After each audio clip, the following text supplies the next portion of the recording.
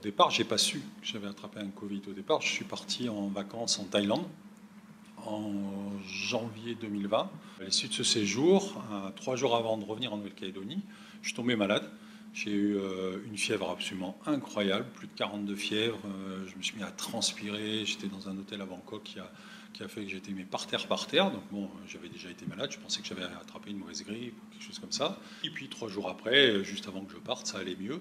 Je sentais que j'étais encore un petit peu fébrile, fatigué, mais voilà. Donc ça a été le début d'une histoire qui est une longue histoire. Pendant toute la durée du confinement, je me sentais pas très en forme, mais bon, on était confinés, j'avais pas de problème particulier.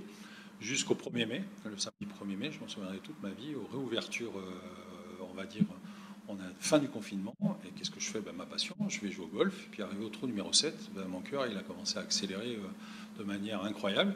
Et bon, à mon âge, 55 ans, je me suis dit, bon, j'ai peut-être un petit souci cardiaque, donc je suis rentré tranquillement à la maison, je me suis mis sous la douche, et en me mettant sous la douche, je me suis écroulé écroulé avec une tachycardie monstrueuse. Donc du coup, les pompiers sont arrivés, ils m'ont ausculté, ils ont attendu que ça passe, et puis ils m'ont dit, bon, vous avez dû faire un malaise vagal. Le mieux c'est de rester vous reposer. Est-ce que vous voulez aller aux urgences? Je dis non, si vous pensez que c'est ça, c'est pas grave, vu que j'étais resté inactif pendant toute cette période, le fait de marcher en pleine chaleur. Bon, donc ça c'était le premier épisode. Du coup je reprends le travail le lendemain, et une semaine après, montre en main, dans ces bureaux, je descends chercher ma cigarette électronique, et arrivé en bas, je m'écoule de la même façon avec une tachycardie absolument incroyable. Donc là tous mes salariés ont eu très très peur, parce que c'est assez impressionnant d'avoir un gabarit comme moi qui s'écroule par terre, et avec le cœur qui se met à battre à plus de 150 pulsations minute. Donc là, ça a été les pompiers, mais cette fois, ils m'ont transporté aux urgences de la clinique. Et arrivé aux urgences de la clinique, électrocardiogramme, prise de sang, etc. Et tout va bien. Ce qui s'est passé, c'est qu'à l'issue de ce deuxième épisode, j'ai commencé à avoir des épisodes de malaise de plus en plus réguliers. Pas aussi violents que les deux premiers, avec des tachycardies, mais des vertiges, des malaises qui rendaient des maux de tête absolument incroyables, invalidants, une asthénie, c'est-à-dire une fatigue chronique quasiment permanente, et je me suis retrouvé complètement handicapé, avec mal partout, et avec des symptômes que je ne connaissais pas avant. Du jour au lendemain, je me suis retrouvé avec des acouphènes, ça sonne, je ne savais pas pourquoi, et ça a duré des semaines et des semaines, et à force de faire des malaises, j'ai été hospitalisé en neurologie. Alors d'abord, j'ai fait le tour de toute la médecine, puisque je faisais des tachycardies, le cœur qui augmentait, en regardant la télé, j'avais le cœur qui montait à 130 pulsations minute. Tout le monde se demandait, et même moi, c'est un petit peu flippant, on se demande ce qui nous arrive.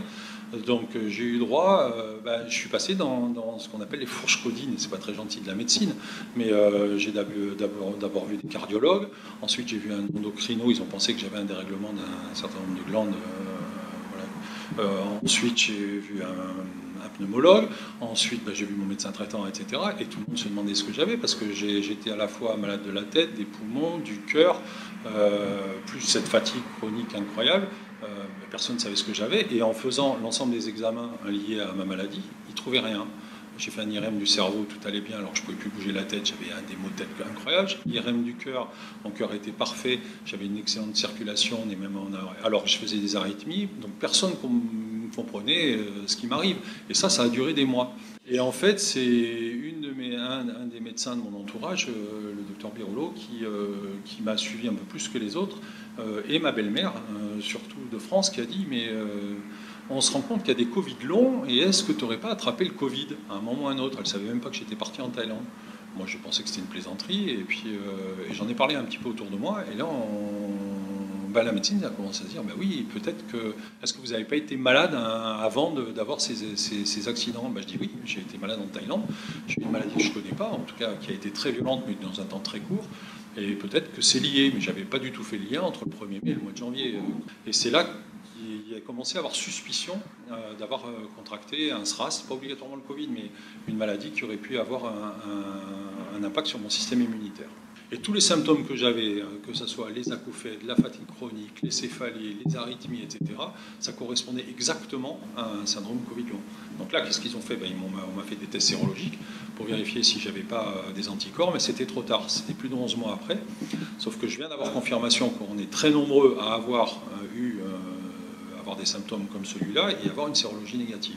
Donc rien ne prouve à 100% que j'ai eu le Covid, sauf que tout concourt statistiquement, j'ai 99,9 chances sur 100 d'avoir attrapé le Covid en Thaïlande en janvier 2020 et depuis d'être victime de ça. Maintenant, j'allais dire, tous les médecins que j'ai rencontrés disent qu'effectivement, il y a de très très fortes chances que j'ai contracté ce virus et que c'est engendré une maladie aujourd'hui qu'ils ne connaissent pas, puisqu'il n'y a pas de traitement pour ça. On est sur un forum Facebook, on est plusieurs dizaines de milliers à avoir des symptômes comme les miens, et il n'y a pas de médicament pour ça. Mais c'est vrai qu'en Calédonie, du fait qu'on soit justement qu'on soit Covid-free, on n'a pas de retour d'expérience.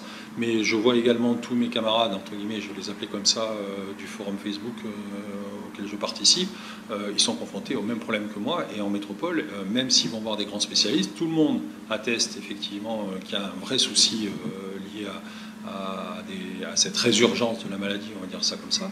Mais aujourd'hui, il n'y a aucun traitement médical et aucune, à part au coup par coup. C'est-à-dire même le sport qui est ma passion, on m'interdit presque de faire du sport parce que ça va, au lieu d'améliorer les choses, ça va au contraire les rendre plus difficiles. Moi, j'ai par principe, maintenant, comme je suis sûr d'avoir attrapé ce vilain virus, je me suis fait vacciner. J'ai été dans les premiers à me faire vacciner en me disant que je l'avais attrapé une fois, vu l'effet que ça a eu sur moi. Je ne préférais pas l'attraper une deuxième fois, ça aurait été dommage.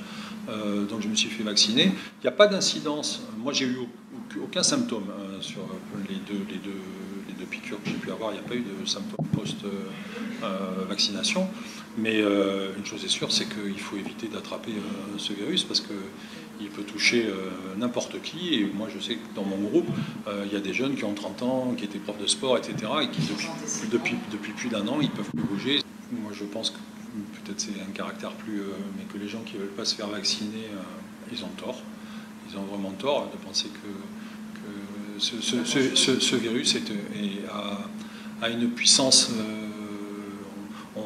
Maintenant, on pense que, en gros, c'est devenu une maladie auto-immune. C'est mon système immunitaire, en fait, qui se défend, qui me rend malade. C'est-à-dire qu'il ne comprend pas.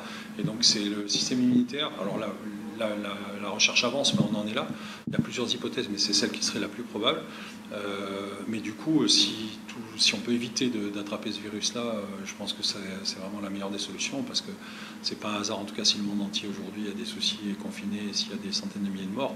En plus, il y a aussi des gens qui sont en parfaite santé, qui sont touchés, et c'est pas juste une petite grippe, comme d'aucuns osent en parler, mais ça peut avoir des conséquences sur la vie qui sont peu agréables.